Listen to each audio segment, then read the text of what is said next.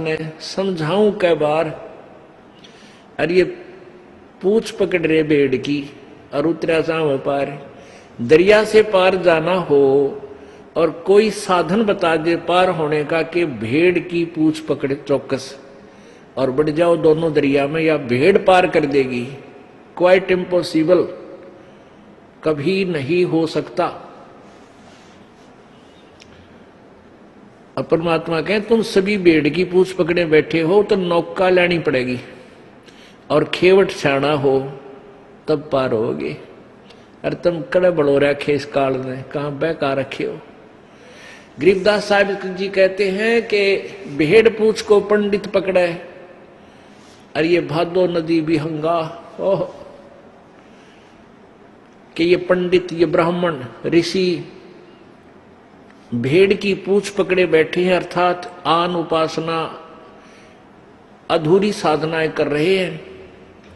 और भादो नदी विहंगा, ओह भादुआ में सबसे ज्यादा वर्षा हो जाती है और सभी दरिया अपना डबल ट्रिपल रूप बनाकर वो इतना विस्तार से बहकर चल पड़ती है, बहुत वेग से। और कहते हैं संसार रूपी जो है ना हमें पार होना है, ये भादुआ की नदी की तरह ऐसे हिलोरे मार रहा है। इसमें से तुम भेड़ की पूछ पकड़कर पार निकलना चाहते हो, तुम इसी भवसागर में रह जाओगे, क्योंकि नहीं साध सत्संगा, पूरे संत का सत्संग तुम्हें नहीं मिल रहा। भेड़ पूछ को पंडित पकड़े बादो नदी विहंगा, गरीबदास वो भवजल डूबे जो नहीं साध सत्संगा। जिनको संतों का सत्संग नहीं मिला इस भवसागर में ही बह जाएंगे, रह जाएंगे। अब जो ब्रह्म की साधना करेगा वो यहीं उर्ली ओढ़, अब जो ब्रह्म साधना करेगा वो ब्रह्मलोक में जाएगा, वो भी काल के ही जाल में। और जो कोई देवी की पूजा करेगा वो भी काल के जाल में, ये भी पार नहीं कर सकती। और ब्रह्मा विष्णु महेश की जो पूजा करेगा वो भी काल के जाल में, वो भी पार नहीं हो सकता।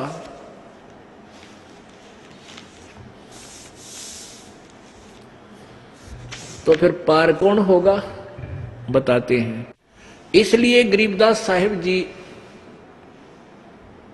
बताना चाहते हैं, कोई है रे परले पार का जो भेद कहे झनकार का। अब जैसे ये पंथ चल रहे हैं दो तीन, ये के क्रिया बतावे हैं, आंख कान बंद करके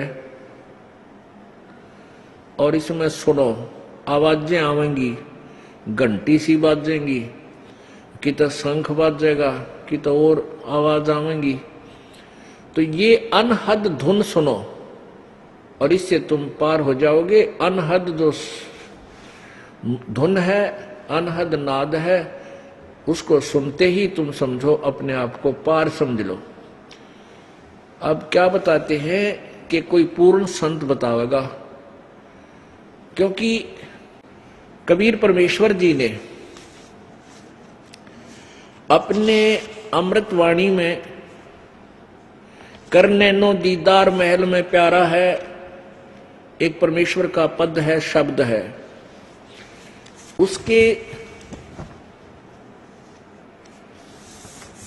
उसमें 32 कलियां है, 32 उसमें छंद है। उसमें क्या बताया है, अब ये एक तो राधा स्वामी पंथ है, एक धन धन सतगुरु पंथ, ये एक ही कुएं का पानी है। क्योंकि ये धन धन सतगुरु पंथ भी इस राधा स्वामी पंथ से ही अलग हुए हैं। इन्होंने अपने नामों को बदल लिया, मंत्र उपदेश के मंत्र हैं वो चेंज कर लिए, 3 राख लिए, 5 नहीं रखे। और जय गुरुदेव है आगरा में, वो भी उस मथुरा में, वो भी उसी कुएं का जल है, राधा स्वामी वाले का।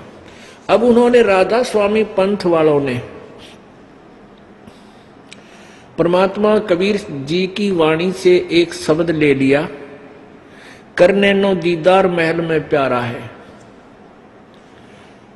उसका अनुवाद आधी करके उसके हिसाब से अटकलसी लाके उन्होंने अपना एक बहुत बड़ा पंथ ग्रुप तैयार कर लिया, लाखों करोड़ों की संख्या में। अब उन भोली आत्माओं ने कोई पूछता है कि वहां सतलोक में भगवान कैसा है, कहते वो तो निराकार है, प्रकाश ही प्रकाश है, चेतन ही चेतन है। वहां आत्मा परमात्मा में ऐसे मिल जाती है जैसे बूंद समुद्र में।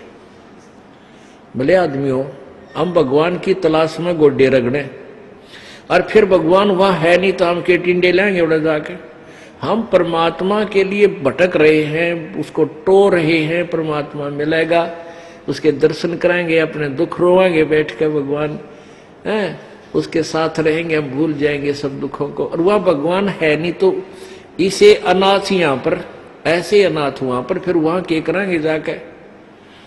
समुद्र में डूब कर मरना है हमने, उसमें मिल जाना नहीं। ऐसी गलती को मूर्ख वैसे करे। अब जबकि करने नो दीदार महल में प्यारा, उसमें कितनी प्यारी बात कही है। अब क्या बताते हैं, लास्ट की कली है 25 नंबर छंद है कि सोडस बानु हंस को रूपा, बिना सत धुन बजे अनूपा, हंसा करत चवर सिर भूपा, वो सत्य पुरुष दरबारा है। परमात्मा कह रहे हैं, तरतीवाइज लाए हैं ये कहते हुए कि जब ये हंस, ये जीव आत्मा सतलोक चली जाएगी, उसमें इसके शरीर का तेज 16 सूर्य के प्रकाश के तुल्य हो जाएगा, इतना नूर बन जाएगा इसका। और वो अपने भूप माने मालिक, राजा, स्वामी, कबीर भगवान उस सतपुरुष के सिर पे चंवर करेगी सतलोक में जाके। अरे भले आदमियों, तुम इतना भी नहीं समझ सके, रोड बड़ा पंथ चला दिया, करोड़ों जीव ब्रह्मा जी, राधा स्वामी आड़ो, थोड़ा कित बेड़ा गर्क होगा।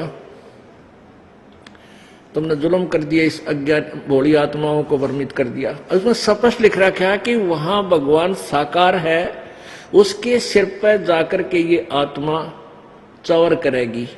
जब भगवान उड़स है ही नहीं, प्रकाश ही प्रकाश है, उसमें आत्मा मिल जाएगी, तो चवर किस पे करेगी? ये भी ना समझ सके वो। आगे क्या लिखा है कि कोटि भानो उदय जो होई, एते ही पुनचंद खलोई, और पुरुष रोम सम एक ना हुई, ऐसा पुरुष दीदारा है। पुरुष माने परमेश्वर, प्रभु, उसका दर्शन ऐसा है कि उसके एक रोमकूप में, सत्य पुरुष के एक रोमकूप में करोड़ सूर्य और करोड़ चंद्रमा, दोनों की रोशनी भी फीकी उसके एक रोमकूप के तुल्य नहीं है। और ऐसा सत्य पुरुष दीदारा है, ऐसा उस अविनाशी परमात्मा सत्य पुरुष का दर्शन है, वो न्यू दिखाए। जब रोमकूप है तो रोमकूप कोई निराकार के कितने होंगे? रोमकूप ये जो बाल का छिद्र, इसकी एक की रोशनी इतनी सुंदर, मालिक इतना अच्छा शरीर है अपने प्रभु का। आगे इन्होंने सारे, आगे अलख लोक है भाई, सतलोक से ऊपर अलख लोक है। अलख पुरुष की तह ठकुराई, यही परमेश्वर अन्य और रूप बना करके स्वयं ही विराजमान है। अर्बन सूर रोम सम नाही, ऐसा अलख निहारा है कि इससे बाद अलख पुरुष है, अलख लोक है। उस अलख पुरुष लोक में भी अलख पुरुष नाम से यही परमेश्वर रहता है। वहां इनके शरीर की रोशनी एक रोमकूप में अरबों सूर्यों जितनी रोशनी है। अरबों सूर्य भी उनकी एक रोमकूप की रोशनी से फीके पड़े। फिर तापर अगम महल एक साजा, अलख लोक से आगे फिर एक अगम लोक है, और अगम पुरुष ताही को राजा, वही परमात्मा अगम नाम से, अगम पुरुष नाम से विराजमान है। और खरब सूर्य